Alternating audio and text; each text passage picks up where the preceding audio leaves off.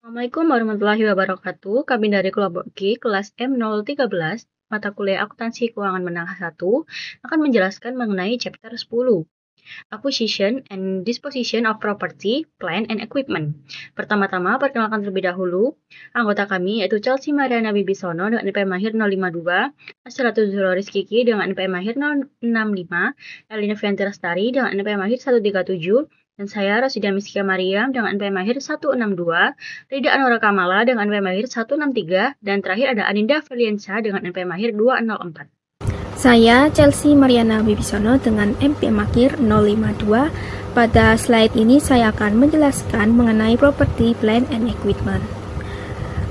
Property, Plant and Equipment adalah aset berwujud yang digunakan perusahaan dalam kegiatan operasional dan bersifat jangka panjang, jadi tidak untuk dijual kembali. Istilah lain yang sering digunakan adalah plant asset atau fixed asset. Contohnya mencakup tanah, bangunan seperti kantor, pabrik, gudang, serta peralatan seperti mesin, furniture, dan perkakas. Property, plant, and equipment juga memiliki karakteristik. Pertama, digunakan dalam operasional perusahaan, bukan untuk dijual. Jadi, kalau aset dibeli untuk dijual kembali, itu masuk ke persediaan, bukan property, plant, and equipment.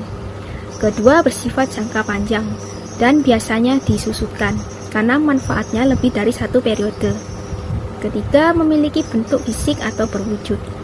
Jadi tidak semua aset berwujud termasuk ke dalam property, plant, and equipment. Misalnya jika suatu bangunan tidak digunakan dan hanya untuk investasi, maka diklasifikasikan sebagai investasi, bukan property, plant, and equipment. Selain itu, tanah biasanya tidak disusutkan, kecuali jika terjadi penurunan nilai yang cukup besar. Selanjutnya kita akan membahas mengenai acquisition, property, plant, and equipment. Sebagian besar perusahaan menggunakan biaya historis sebagai dasar penilaian. Artinya aset dicatat sebesar jumlah kas atau setara dengan kas yang dikeluarkan untuk memperoleh dan menyiapkan aset tersebut sampai siap digunakan. Penggunaan historical cost ini berkaitan dengan asumsi going concern, yaitu perusahaan dianggap akan terus beroperasi sehingga aset digunakan bukan untuk dijual. Biaya yang termasuk ada dua bagian. Pertama, harga pembelian yang mencakup biaya impor dan pajak yang tidak dapat dikembalikan serta dikurangi diskon. Kedua, biaya lain yang diperlukan agar aset siap digunakan seperti biaya pengiriman, instalasi, dan penyiapan lokasi. Selain itu, suatu aset hanya bisa diakui sebagai property, plant, and equipment jika dua syarat terpenuhi, yaitu biayanya dapat diukur secara andal dan ada kemungkinan memberikan manfaat ekonomi di masa depan. Dan untuk pengukuran setelah perolehan ada dua metode, yaitu metode biaya dan metode nilai wajar. Namun kebanyakan perusahaan menggunakan metode biaya karena lebih sederhana. Pada slide terakhir kita membahas mengenai komponen biaya dari masing-masing aset. Untuk tanah, biaya mencakup harga pembelian, biaya penutupan, biaya persiapan lahan seperti pembersihan dan perataan, pengambil alihan setiap hak gadai dan beban atas properti, serta perbaikan tanah yang masa pakainya tidak terbatas. Adapun biaya pembongkaran bangunan lama juga termasuk dalam biaya tanah, karena tujuannya untuk menyiapkan lahan. Jika ada hasil dari pembongkaran, maka akan mengurangi biaya tanah. Untuk bangunan, biaya meliputi material, tenaga kerja, overhead, konstruksi, serta biaya profesional dan izin. Namun, biaya yang tidak berhubungan langsung seperti promosi atau administrasi tidak boleh dimasukkan. Untuk peralatan, semua biaya sampai aset siap digunakan dimasukkan, termasuk pengiriman, penanganan, asuransi peralatan, pemasangan, hingga biaya pelaksanaan uji coba. Terakhir, untuk aset yang dibangun sendiri, biaya terdiri dari bahan dan tenaga kerja langsung. Untuk overhead, perusahaan bisa memilih tidak mengalokasikan atau mengalokasikan sebagian menggunakan metode full costing. Perusahaan juga tidak boleh mengakui keuntungan dari pembangunan aset sendiri, dan jika biaya yang dihitung terlalu tinggi, maka selisihnya harus diakui sebagai kerugian. Di sini saya akan menjelaskan mengenai borrowing cost during construction. Borrowing cost adalah biaya bunga pinjaman yang timbul ketika perusahaan membangun aset jangka panjang seperti gedung atau pabrik. Adapun 3 pendekatan akuntansi, yakni yang pertama, tidak kapitalisasi bunga. Jadi semua biaya langsung diakui sebagai beban periode berjalan. Alasannya karena bunga dianggap sebagai biaya pendanaan bukan biaya pembangunan. Adapun kelemahan dari pendekatan ini yakni tidak mencerminkan bunga biaya sebenarnya karena penggunaan dana tetap memiliki cost. Yang kedua yakni kapitalisasi semua biaya dana. Yang dimaksudkan yakni semua biaya pendanaan baik dari utang maupun modal sendiri dimasukkan sebagai bagian dari biaya aset. Adapun kelemahan dari pendekatan ini yakni biaya modal sendiri sulit diukur dan bersifat subjektif. Yang ketiga yakni kapitalisasi bunga aktual. Pendekatan ini yang dipakai oleh IFRS, yakni hanya biaya bunga dari pinjaman atau actual borrowing cost yang dikapitalisasi ke aset dan tidak memasukkan biaya modal sendiri. Adapun ketentuan menurut IFRS yakni IFRS menggunakan pendekatan kapitalisasi bunga aktual dikarenakan yang pertama, selama proses pembangunan, aset belum menghasilkan pendapatan. Yang kedua, biaya bunga ditunda terlebih dahulu atau dikapitalisasi. Dan yang terakhir, setelah aset siap digunakan, maka biaya bunga diakui sebagai beban. Adapun tujuannya yakni agar nilai aset mencerminkan total investasi yang sebenarnya sampai aset siap digunakan. Untuk yang selanjutnya yakni qualifying aset atau kualifikasi aset. Qualifying aset adalah aset yang membutuhkan waktu yang cukup lama sampai siap digunakan atau dijual. Nah, karena prosesnya panjang, selama pembangunan, aset tersebut biasanya muncul biaya pinjaman seperti bunga yang kemudian boleh dikapitalisasi ke dalam nilai aset. Namun, tidak semua aset dapat memenuhi kriteria ini. Adapun syarat utamanya yakni aset tersebut memang memerlukan waktu yang signifikan untuk disiapkan. Contohnya seperti gedung, pabrik, atau mesin besar yang dibangun untuk digunakan sendiri oleh suatu perusahaan. Selain itu, aset yang dibuat untuk dijual atau disewakan tetapi membutuhkan waktu yang lama, seperti kapal atau proyek real estate juga termasuk qualifying asset. Sebaliknya, adapun aset yang tidak memenuhi syarat, yakni seperti aset yang sudah siap digunakan atau sedang digunakan dalam operasi perusahaan. Selain itu, persediaan yang diproduksi dalam waktu singkat juga tidak termasuk karena tidak membutuhkan waktu yang lama untuk siap dijual. Untuk yang selanjutnya, yakni capitalization period atau periode kapitalisasi. Periode kapitalisasi adalah periode waktu di mana perusahaan mulai mengakui biaya pinjaman sebagai bagian dari nilai aset. Kapitalisasi ini terjadi begitu saja tetapi harus memenuhi 3 kondisi, yakni yang pertama, perusahaan sudah mengeluarkan biaya untuk aset tersebut. Yang kedua, proses pembangunan aset sedang berlangsung. Dan yang terakhir, yang ketiga, yakni terdapat biaya pinjaman yang timbul. Selama 3 kondisi ini terpenuhi, maka biaya pinjaman dapat terus dikapitalisasi. Namun, kapitalisasi ini tidak berlangsung selamanya. Proses ini akan dihentikan ketika aset sudah siap atau hampir siap digunakan sesuai dengan tujuannya. Selain itu, biaya bunga yang muncul tidak lagi dikapitalisasi, melainkan langsung diakui sebagai beban. Untuk yang selanjutnya yakni amount to capitalize atau jumlah yang dikapitalisasi. Nah, jumlah biaya pinjaman yang dikapitalisasi tidak selalu sama karena tergantung dari sumber dana yang digunakan perusahaan untuk membangun suatu aset. Yang pertama ada jika perusahaan menggunakan utang khusus atau specific debt, yaitu pinjaman yang memang secara khusus diambil untuk membiayai pembangunan aset tertentu. Maka perhitungannya yakni bunga pinjaman dikurangi dengan pendapatan investasi sementara. Sebagai contoh, adapun jika bunga pinjaman sebesar $225.000 dan perusahaan memperoleh pendapatan investasi sebesar $60.000, maka jumlah yang dapat dikapitalisasi yakni sebesar $225.000 dikurangi dengan $60.000 menghasilkan $165.000. Jadi nilai sebesar $165.000 inilah yang akan ditambahkan ke dalam nilai aset selama masa pembangunan. Untuk yang kedua yakni jika menggunakan general debt, maka perusahaan harus menghitung rata-rata dana yang digunakan.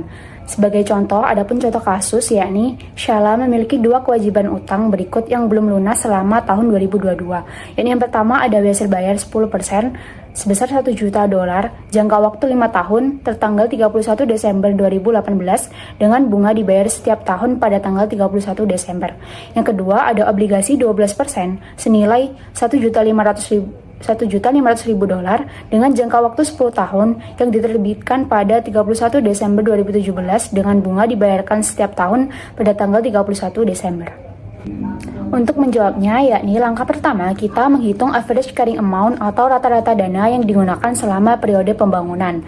Nah, tujuan perhitungan ini adalah untuk menentukan berapa besar dana yang benar-benar digunakan sepanjang tahun yang nantinya akan menjadi dasar dalam menghitung biaya bunga yang dapat dikapitalisasi, khususnya jika perusahaan menggunakan utang umum atau general debt. Perhitungan dimulai dari data pengeluaran proyek berdasarkan waktu.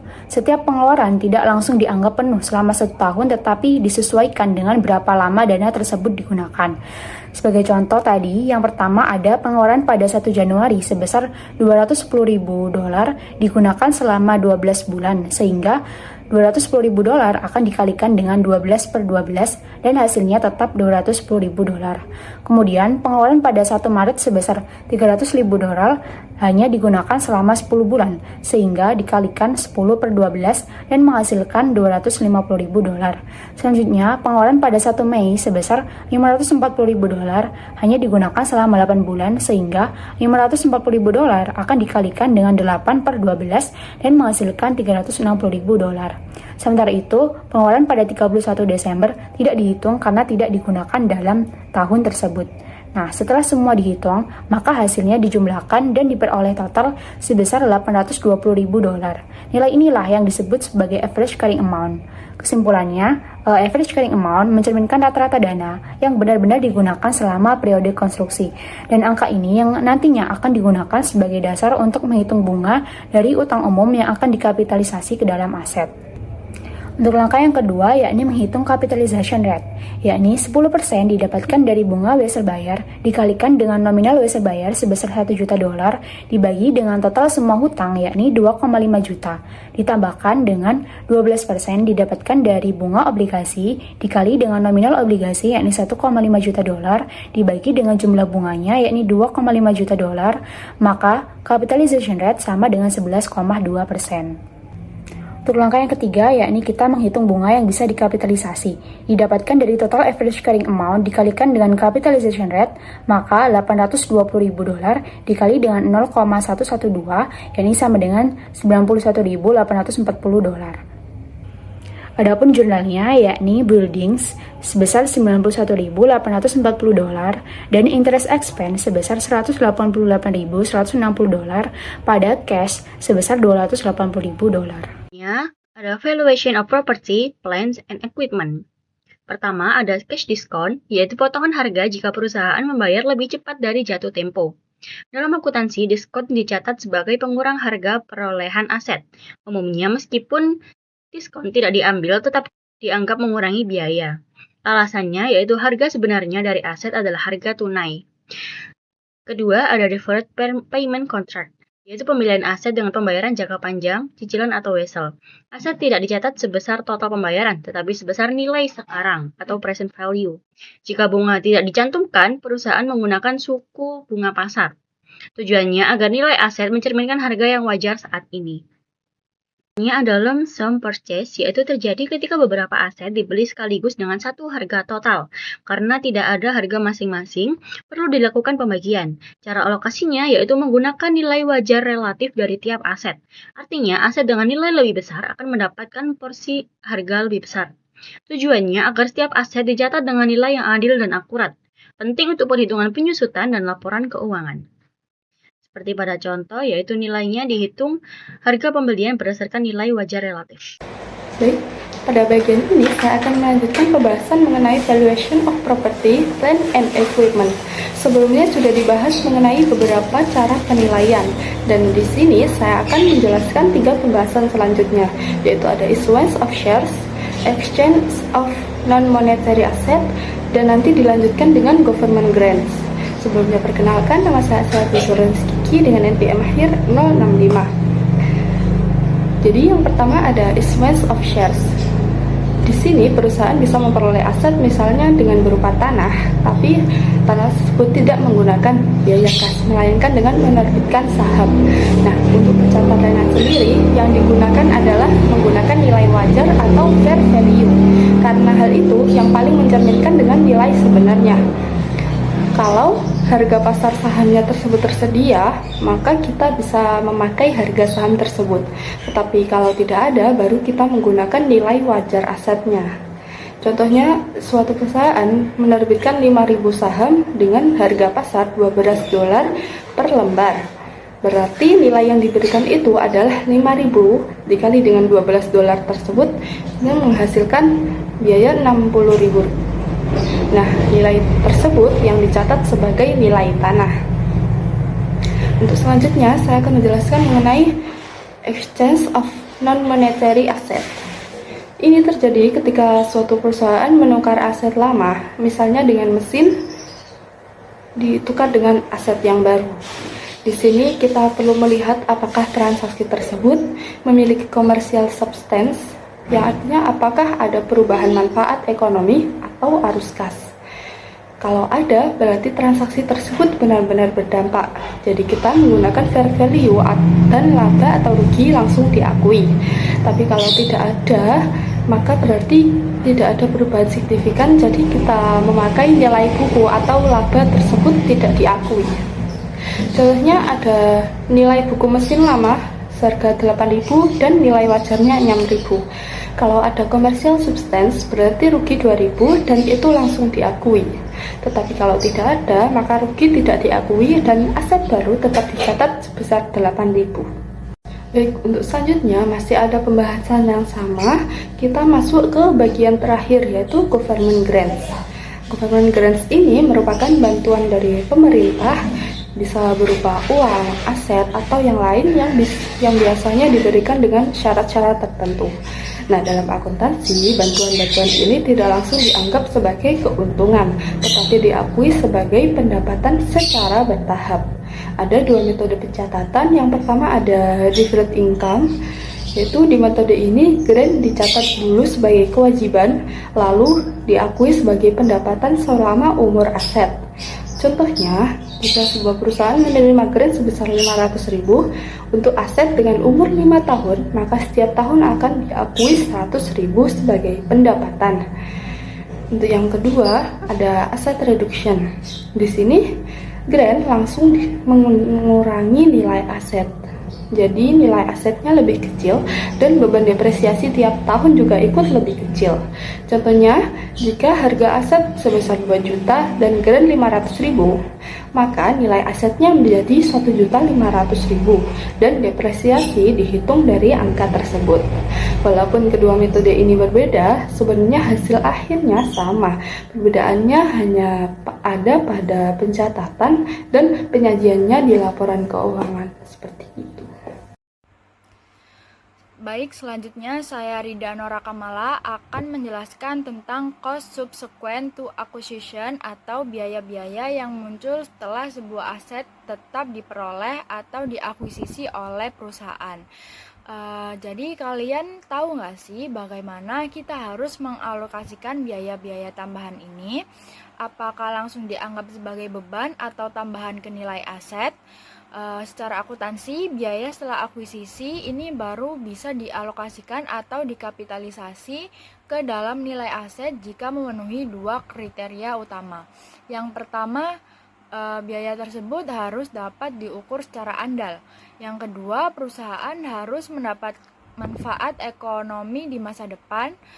Manfaat ini bisa berupa 3 hal, yakni peningkatan masa manfaat aset, peningkatan kuantitas produk yang dihasilkan, dan peningkatan kualitas produknya. Lalu ada jenis-jenis pengeluaran utama terkait aset. Secara garis besar ada 4 jenis pengeluaran utama yang sering terjadi terkait aset yang sudah ada. Yang pertama ada penambahan atau addition. Ini terjadi jika kita melakukan perluasan atau peningkatan pada aset. Contohnya seperti menambahkan ruangan baru pada sebuah bangunan. Yang kedua ada peningkatan dan penggantian atau improvement and replacement. Ini adalah tindakan mengganti aset lama dengan aset yang lebih baik atau minimal serupa agar kinerjanya tetap terjaga. Yang ketiga ada pengaturan ulang atau reorganisasi atau rearrangement and reorganization. Ini merupakan pengeluaran yang mencakup biaya untuk memindahkan posisi aset dari satu tempat ke tempat lain guna untuk meningkatkan efisiensi alur kerja perusahaan. Yang terakhir ada perbaikan atau repairs.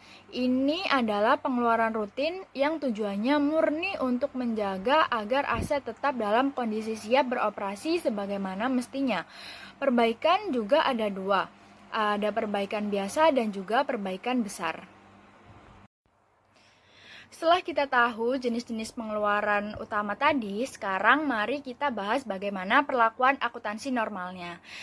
Tabel ini merangkum kapan kita harus menambah nilai aset dan kapan kita harus langsung mengakuinya sebagai beban. Yang pertama, untuk penambahan atau addition, aturannya sangat jelas, yakni perusahaan harus melakukan kapitalisasi. Artinya, semua biaya yang keluar untuk menambah fungsi atau luas aset akan langsung dimasukkan ke dalam akun aset di neraca. Hal ini karena ada aset baru yang tercipta. Yang kedua, untuk peningkatan dan penggantian. Ini sedikit lebih detail karena prosesnya ada dua tahap. Yang pertama, perusahaan harus menghapus dulu biaya dan akumulasi penyusutan dari aset yang lama, lalu mengakui apakah ada keuntungan atau kerugian dari penghapusan tersebut. Setelah itu, tahap keduanya, biaya perbaikan atau penggantian yang baru akan dikapitalisasi sebagai nilai aset yang baru. Yang ketiga, yakni pengaturan ulang dan reorganisasi. Sesuai standar IFRS, biaya ini tidak menambah aset. Jadi, semua biaya yang keluar untuk menata ulang posisi mesin atau peralatan yang langsung dibebankan pada periode tersebut. Kenapa? Karena tindakan ini dianggap sebagai upaya efisiensi operasional, bukan penciptaan aset baru. Yang keempat, yang terakhir, yaitu perbaikan. Perusahaan membagi perbaikan ini menjadi dua kategori, seperti yang saya sebutin tadi. Yang pertama ada perbaikan biasa. Ini seperti servis rutin atau ganti oli. Jadi ini langsung dibebankan saat terjadi karena manfaatnya hanya jangka pendek. Yang kedua ada perbaikan besar, yakni jika perbaikannya signifikan seperti turun mesin atau overhaul, perlakuannya mirip dengan penggantian. Jadi kita hapus nilai buku aset lama beserta penyusutannya, lalu akui laba atau rugi, lalu kita kapitalisasi biaya perbaikan besar tersebut sebagai aset. Selanjutnya, saya Ninda Feliansyah dengan NPM akhir 204 akan menjelaskan tentang disposition of PPE, property, plant and equipment, yaitu pelepasan aset tetap, pabrik, dan juga peralatan. Perusahaan dapat menghentikan penggunaan aset tetap melalui penjualan, pertukaran, konversi paksa, atau pengabaian. Sebelum pelepasan, penyusutan harus dihitung hingga tanggal pelepasan. Setelah itu, semua akun terkait aset dihapus. Nilai buku aset biasanya tidak sama dengan nilai pelepasannya, sehingga timbul keuntungan atau kerugian yang merupakan koreksi terhadap laba bersih. Keuntungan atau kerugian ini dilaporkan dalam laporan laba rugi, kecuali jika terkait dengan operasi yang dihentikan, maka dilaporkan secara terpisah. Selanjutnya yaitu sale of planned assets atau penjualan aset tetap. Perusahaan mencatat penyusutan untuk periode waktu antara tanggal entry penyusutan terakhir dan tanggal penjualan. Misalnya, Barrett Group mencatat penyusutan mesin seharga 18.000 euro selama 9 tahun sebesar 1.200 euro per tahun. Mesin tersebut dijual pada pertengahan tahun ke-10 seharga 7.000 euro. Pencatatan penyusutan hingga tanggal penjualan adalah depreciation expense sebesar 600 pada accumulated depreciation machinery sebesar 600. Angka 600 berasal dari penyusutan selama 6 bulan atau setengah tahun. Jadi 1.200 euro dikali dengan setengah menghasilkan 600 euro. Kemudian pencatatan untuk penjualan aset tersebut adalah cash sebesar 7.000 euro. Kemudian accumulated depreciation machinery dihitung dari 1.200 euro dikali 9 tahun ditambah dengan 600 euro sehingga hasilnya 11.400 euro pada machinery sebesar 18.000 euro dan gain on disposal of machinery sebesar 400 euro. Nilai buku mesin pada saat penjualan adalah 6.600 euro. Dari 18.000 euro dikurangi dengan 11.400 euro. Karena mesin tersebut terjual seharga 7.000 euro, maka keuntungan dari penjualan tersebut adalah 400 euro, yaitu dari 7.000 euro dikurangi dengan 6.600 euro. Selanjutnya yaitu involuntary conversion atau konversi paksa. Aset dapat dihentikan karena kejadian seperti kebakaran, banjir, pencurian, atau penggusuran. Perusahaan dapat menerima penggantian dari asuransi atau pemerintah. akuntansi dilakukan dalam 2 tahap. Yang pertama, mencatat kerugian akibat kejadian, kemudian yang kedua, mencatat pemulihan atau asuransi ketika jumlahnya sudah pasti. Hal ini dilakukan karena jumlah pemulihan biasanya belum diketahui saat kerugian terjadi dan untuk menghindari pengakuan aset kontingen yang dilarang IFRS. Misalnya, Camel Transport memiliki pabrik di jalur Tornado. Pada 16 Mei 2022, pabrik tersebut hancur total. Kemudian pada 18 Maret 2023, Camel mencapai kesepakatan dengan perusahaan asuransi untuk nilai penuh pabrik.